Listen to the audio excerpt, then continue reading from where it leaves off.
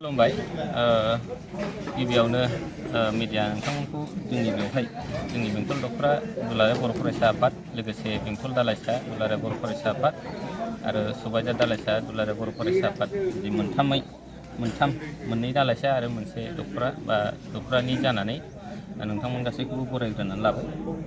दा नैबे जोंनि बेंटल दखरा हिसाबै आफादगिरि हिसाबै दिनै आङो समायखिरा लाबाय। समायखिरा जेनाखि लानाय जे हाबाफारि बे हाबाफारि हिसाबै जोंहा जोंनिनो दखरानि बोसोनगिरि ससियेल इस्लारि बिथांनि जेनाखि समायखिरा लाहोनाय हाबाफारि बिथांनि बिथोन बायदियै जोङो समायखिरा लानानै दिनै आबुं मोनसे बडि समायखिरा लानाय हाबाफारिया जोबनानै थांबाय। बेवहाय दिनै जोङो बेंटल दखरा दुलाराय बर' फरायसा आफाद हिसाबै थांनाय जेनाखि 19 आरो 20 डिसेम्बरनि जि खालार खालि गोदानै जेनाखि बडि दानाय लोगोसे जोंनि जेनाखि दखरा आफादनि 15थि बोसोरसालियारि जथुम्मा बे जथुम्मानि गेजेरजों जोंहा बडि गोदान दानाय जादोंमोन। दा बेवहायनो दखरा आफादनि जि डेलिगेट जिरायनाय बा सानडे मेल जि सावरायनाय बे सावरायनायाव गोबांथार जोंहा थांखिफोर लानाय जादों। बेनि गेजेरावनो आबादारिफोरनि जौगानायनि फारसे नोजोर होनानै खामानि मावनाय लोगोसे सोलोंथाइ बिथिङाव जौगानायनि फारसे नोजोर होनानै खामानि मावनाय ओनसोलारि जेनाखि बेले बेजे थासारि एन्टि ससियेल एक्टिभिटिस माखासे जेनाखि जेंनाफोर बैफोरखौ जोङो सुस्रांनायनि माखासे थांखि जेनाखि दिखांनानै लानाय जादों। दा बेफोरबायदिनो गोबांथार हारिमु बिथिं लोगोसे सावस्रि बिथिं गोबांथार माखासे बिथिङाव जोङो थांखि दिखांनानै लादों। दा बै थांखिफोरखौ जोङो इयुननि समाव बेंटल दखरा दुलाराय बर' फरायसा आफाद हिसाबै ओनसोलनि जेनाखि जौगानाय बैखौ नोजोर बोनानै सिगांनि फारसे मावनो होननानै जोङो दिनै साखाफारा जादों। इयुननि समाव जोङो जोंनि थांखि लानाय बायदि आवगायलांगोन आरो बेजों लोगोसेनो मिरुनि माखासे बिथोन लोगोसे जिल्लाफोरनि बिथोन बै बिथोनफोरखौबो समाय जिफोर बिथोनफ्रा सफैनाय जागोन बेफोरखौबो नोजोर होनानै खामानि मावलांगोन। बेखिनिखौनो जोङो बेंटल दखरा दुलाराय बर' फरायसा आफादनि दिनैनि नैबे गोदान बडिया सिगांदों। दखरा हिसाबै हाबा मावलांबाय थानाय समाव रायजो राजाफोरखौ माबायदि हेफाजाब होफानांगौ होननानै नोंथाङा सानो?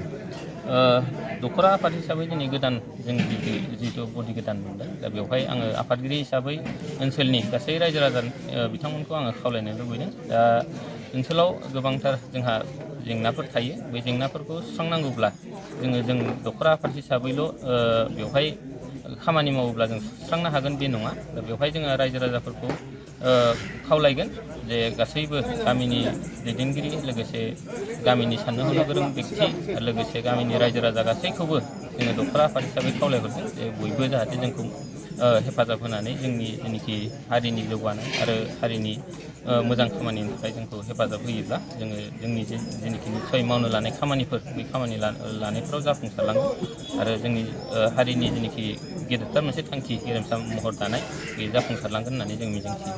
ओनसोलावहाय जों गोबां नुनो हायो एन्टि ससियेल एक्टिभिटिसआव जेनेबा हमनानै लाबाय उन्दै बैसोआव हाबा जानाय, ड्राग्स जुवा बाहायनाय, लोगोसे उन्दै बैसोआव बैसो जायालासिनो गारिफोर सालायनाय बैफोरनि बेलायाव नोंथाङा माबायदि साबधान होनो सानो ओनसोलनि जानानै? आङो दखरा आफादनि सासे आफादगिरि हिसाबै जोंनि बेंटल ओनसोलनिल' नङा बेवहाय गासैबो जोंनि हारिनि जेसेबां लाइमोनफोर जे उन्दै बैसोआव हाबा जानाय बैफोर जेनाखि हाबा जानाय बे जोंनि हारिनि थाखायनो मोनसे खहा।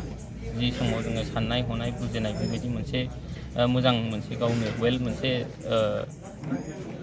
गुन गैयै मोनसे सम बै समाव जुदि सोरबा उन्दै बैसोआव जुदि हाबा जायोब्ला बिनि हाबा जानायनि इयुन फिथाइ हिसाबै जोङो दिनैनि समावथ' गोबां बेले बेजे जिफोर थासारिफोरखौ जों दिनै नुबाय थादों।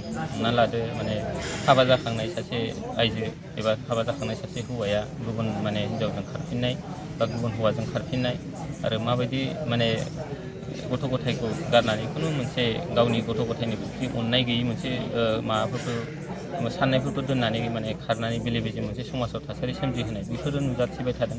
दा बेजों लोगोसे